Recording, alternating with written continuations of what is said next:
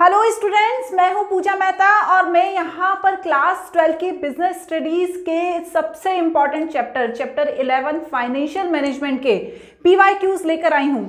पूरे पीवाईक्यूज नहीं लाई हूं, वही पीवाईक्यूज लेकर आई हूं जो मोस्ट रिपीटेटिव हैं, मतलब बार बार उसी टॉपिक से क्वेश्चंस पूछे गए हैं।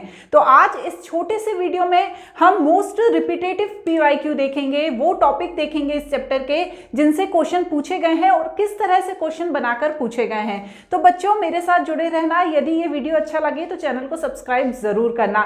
तो चलो देखते हैं कि सबसे इंपॉर्टेंट टॉपिक कौन सा है इसका।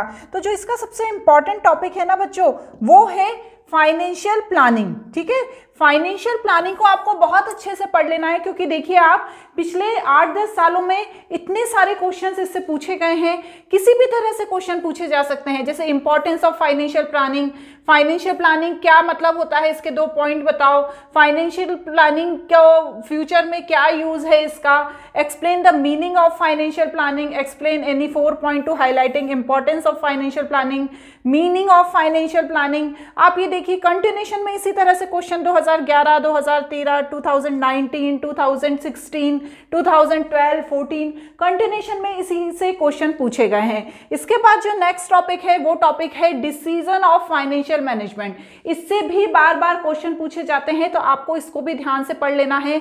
जैसे मीनिंग बताना है, डिसीजन, देखो इन्वेस्टमेंट डिसीजन होता है और फाइनेंशियल डिसीजन होता है, उसमें सभी तरह का डिविडेंड डिसीजन भी इसमें इंक्लूड होते हैं। तो ये तीनों ही डिसीजन को आपको अच्छे से पढ़ लेना है।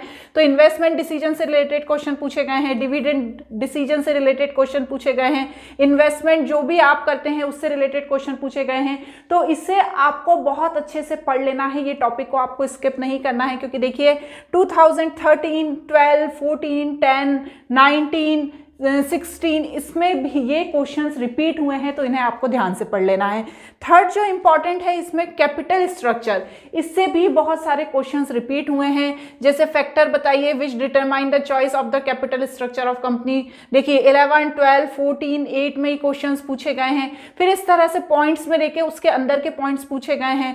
Factor affecting the choice of capital structure उसे पूछा गया। तो मतलब ये है कहने का कि आपको कैपिटल स्ट्रक्चर के टॉपिक को बिल्कुल भी स्किप नहीं करना है। इसके बाद है इंपॉर्टेंट टॉपिक इसका वर्किंग कैपिटल। वर्किंग कैपिटल से भी देखिए कई तरह के क्वेश्चन बनकर आए हैं। जैसे 4 फैक्टर बताइए जो इफेक्ट करते हैं कंपनी की कैपिटल को, तो हमें वर्किंग कैपिटल के बारे में बताना है। फिर उसके बाद 4 factor which effect the working capital requirement of company, 2013 में भी इसका क्वेश्चन बन के आया है। Explain the following factor affecting the requirement of working capital. तो वर्किंग कैपिटल भी एक ऐसा टॉपिक है जिसे आपको स्किप नहीं करना है। इसके बाद जो नेक्स्ट है फिक्स कैपिटल। फिक्स कैपिटल और वर्किंग कैपिटल दोनों को ही आपको अच्छे से पढ़ना है। फिक्स कैपिटल से रिलेटेड भी बहुत सारे क्वेश्चन पूछे गए हैं। डायरेक्ट क्वेश्चन पूछ लेते हैं, explain any 4 factor affecting fix capital, या 6 फैक्टर पूछ लिए, या ऐसे पॉइंट्स में बनाकर पूछ सकते हैं। देखिए मीनिंग भी पूछते हैं, उसके इंपॉर्टेंस भी पूछते हैं। तो आपको इन टॉपिक्स को बिल्कुल भी स्किप नहीं करना है।